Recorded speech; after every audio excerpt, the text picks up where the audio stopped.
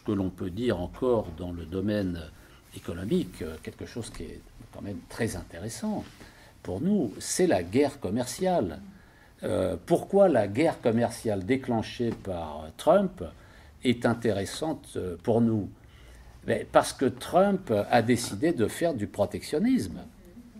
Ça nous intéresse, puisque nous-mêmes, nous parlons de mesures protectionnistes. Alors, en quoi les mesures protectionnistes décidées par Donald Trump sont intéressantes? D'abord, qu'est-ce qu'il a fait et pourquoi il a pris des décisions protectionnistes? Il a pris des décisions protectionnistes pour de bonnes raisons. Le déficit commercial américain est colossal. Alors, pour les Américains, c'est un peu particulier, le déficit commercial, parce qu'il se finance par le dollar. Donc, il suffit d'émettre des dollars pour compenser. Mais en termes de maintien de l'appareil productif, là, ça pose un problème. Et ça pose un problème, évidemment, d'emploi, mais aussi aux entrepreneurs américains qui sont dans un certain nombre de secteurs, ceux qui sont touchés par la désindustrialisation américaine, désindustrialisation qui a été accélérée par Clinton, Obama, Bush et compagnie. Et donc, en 2008, en 2018, Trump a engagé l'offensive. Il faut savoir que le principal pays avec lequel les États-Unis sont en déficit commercial, c'est la Chine. Mais il ne faut pas qu'ils s'étonnent, puisque c'est eux, les Américains, à partir de Carter, qui ont développé toute une stratégie pour faire de la Chine l'atelier du monde. C'est une stratégie politique de délocalisation pour affaiblir les classes ouvrières dans les pays industriels et pour rehausser les profits, les deux allant de pair. Et les dirigeants chinois considérant que c'était chacun se débrouille, que là, il n'y avait pas d'internationalisme qui compte et que l'intérêt, c'était de développer de façon exogène une activité économique qu'ils n'arrivaient pas à développer de façon endogène. Et donc, 335 milliards de dollars de déficit des États-Unis vis-à-vis de la Chine. Donc, Trump décide des mesures protectionnistes vis-à-vis de la Chine sur près de 10 000 produits, avec des hausses des droits de douane, parfois 10%, pour un montant de 250 milliards de dollars. C'est-à-dire que là, les mesures protectionnistes prises, ces 250 milliards de dollars, c'est sous forme de récupération grâce aux droits de douane, à la hausse des droits de douane. Mais ça ne suffit pas pour arriver à l'équilibre vis-à-vis de la Chine. Alors, c'est une décision normale, logique, cohérente. Nous-mêmes, c'est ce que nous proposons pour la France. Quand il y a un déficit commercial dans certains secteurs, il faut rétablir. On ne peut pas consommer plus qu'on ne produit. Ça, c'est une loi de base. Ça n'est pas possible.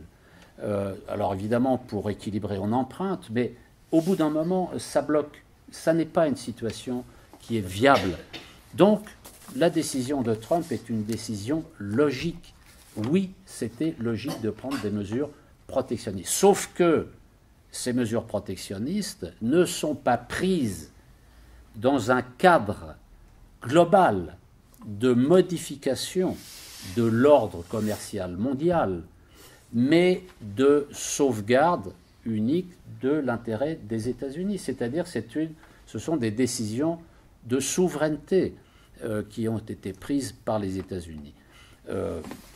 Mais que l'on peut comprendre et que les pays placés dans la même situation doivent faire la même chose. C'est tout à fait logique. Alors, dans cette affaire-là, eh bien, qui explique qu'un pays qui est en déficit commercial doit rétablir son équilibre? Parce qu'on nous dit un pays endetté par la dette publique doit rétablir l'équilibre.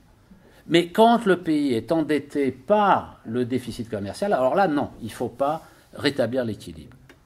Mais si, c'est plus grave le déficit commercial que le déficit public. Parce que le déficit public, d'abord, on peut l'annuler, on peut changer de monnaie, et puis, hop, il n'y a plus de déficit. Dans l'histoire, on a déjà vu ça. Mais le déficit commercial, on ne peut pas l'annuler. Par un jeu d'écriture, ça n'est pas possible. Donc, il faut prendre des mesures protectionnistes. Mais qui en parle? Il faut que ce débat soit porté sur la place publique. Et donc, cette affaire nous intéresse donc à ce titre. Et puis, il faut qu'on regarde les résultats. Il va falloir qu'on étudie exactement ce qui s'est passé. Est-ce que ça a marché? Est-ce que ça n'a pas marché? C'est trop tôt pour le dire en termes de commerce international des États-Unis. Mais en tout cas, ce que l'on peut dire, c'est que sur le plan économique, la situation américaine fait partie des meilleures du monde. Parce que le chômage aux États-Unis est le plus bas depuis 1969. Il y a un vrai sujet de débat, même si il y a des problèmes là aussi de comptabilisation des chômeurs, de conventions statistiques, bien sûr, mais on n'entre pas dans le débat pour le moment. Bref, le déficit budgétaire des États-Unis est à 3,9%. C'est à peine plus que les Italiens. Les Italiens, ils sont à 3,7%. Et la Commission européenne leur fait tout un fromage aux Italiens, parce que 3,7% de déficit budgétaire, c'est inacceptable. C'est au-dessus des critères de Maastricht qui sont à 3%. Mais que dire des États-Unis? Eux, ils sont intouchables. Ils ont le droit. Et ça ne pose pas de problème, apparemment, sur le plan économique, puisqu'on ne leur dit rien. Alors que dans l'Union européenne, dès que ça dépasse un peu, on invente toute une série d'arguments. Alors la bonne nouvelle également en matière de commerce international, c'est la paralysie de l'Organisation mondiale du commerce. Ça tombe bien, on veut qu'elle disparaisse. Donc nous nous réjouissons, il faudrait d'ailleurs le faire savoir, que la paralysie de l'OMC est une bonne nouvelle. Pourquoi c'est une bonne nouvelle? Parce que la majorité des gens sont très inquiets en réalité. Les gens s'inquiètent parce qu'ils se disent le multilatéralisme incarné par l'OMC est en diminution, est affecté, est remis en cause, et donc ça débouche sur la guerre commerciale, sur la guerre des monnaies, etc. etc. Mais la guerre commerciale, on n'en voit pas les effets pour l'instant. La guerre des monnaies non plus. En revanche, pourquoi la disparition, le blocage de l'OMC est une bonne nouvelle? Tout simplement parce que l'idéologie libre-échangiste et les pratiques libre-échangistes impulsées par l'OMC vont s'affaiblir. C'est ça qui est intéressant. C'est-à-dire, en fait, Trump, à son corps défendant, a repolitisé la question du commerce international, qui avait été dépolitisée par les politiques de libéralisation commerciale. C'est un paradoxe. Et donc, il faut qu'il y ait un engrenage qui se développe, qui permette à d'autres États de faire comme a fait Trump, de prendre des mesures de protection, de sauvegarde dans les secteurs de déficit commercial. On s'était arrêté aux questions de commerce international. Évidemment, on ne peut pas omettre de parler de l'Allemagne, parce que les deux grands gagnants du commerce international sont la Chine et l'Allemagne. L'Allemagne qui, depuis maintenant de nombreuses années, est en excédent commercial absolument gigantesque. Et pour 2018, les prévisions donnent 245 milliards d'euros d'excédent commercial. Il faut bien comprendre ce que ça veut dire. Dans la zone euro, alors d'abord, pourquoi cet excédent commercial? Il faut le rappeler, ce n'est pas Deutsche Qualität, ça n'a rien à voir. C'est lié à deux facteurs. L'Allemagne a délocalisé une grande partie de sa production industrielle dans les PECO. Et deuxièmement, l'Allemagne a décidé une grande déflation salariale en basculant, en baissant les impôts sur les entreprises pour augmenter la pression fiscale sur les salariés. Et tout ça combiné a fait que la compétitivité allemande s'est améliorée par ces deux facteurs.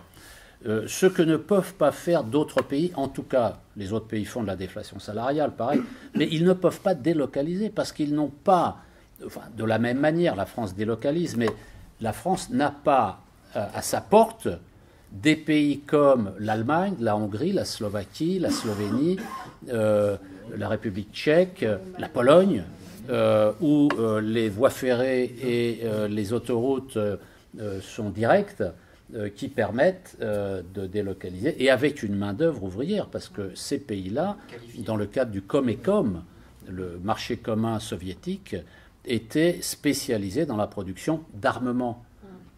Donc une main-d'œuvre qualifiée, des installations qui ont été rénovées, mais qui étaient déjà existantes. Bref, des conditions tout à fait particulières qui expliquent la situation allemande qu'il faut démystifier parce qu'on entend n'importe quoi sur l'Allemagne. En tout cas, ce qu'il faut comprendre dans cet excédent commercial allemand, c'est qu'il se fait au détriment de tous les autres pays de la zone euro. C'est ça qu'il faut comprendre. Parce qu'en matière de commerce international, on n'exporte pas sur la Lune. Ceux qui exportent, c'est bien parce qu'il y en a qui importent.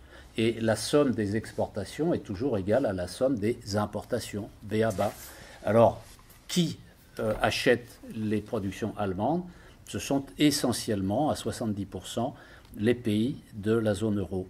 Et nous avons, nous, 19 milliards de déficit commercial avec l'Allemagne, là, mais c'est structurel. Donc ça n'est pas acceptable, ça n'est pas une situation qui peut durer. Comment faire? L'Allemagne ne bougera jamais.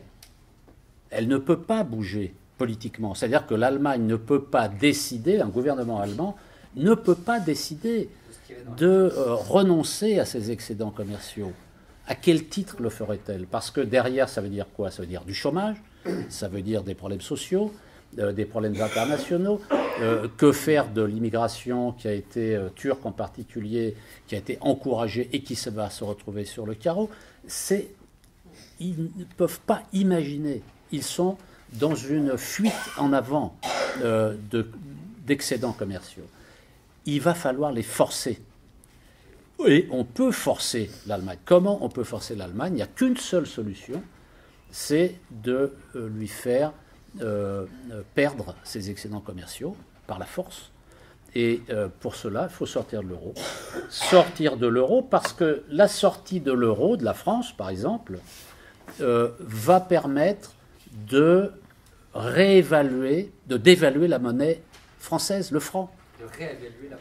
Et de réévaluer la monnaie allemande. C'est-à-dire que, alors pour la fraction qui concerne notre déficit commercial, on va l'annuler vis-à-vis de l'Allemagne.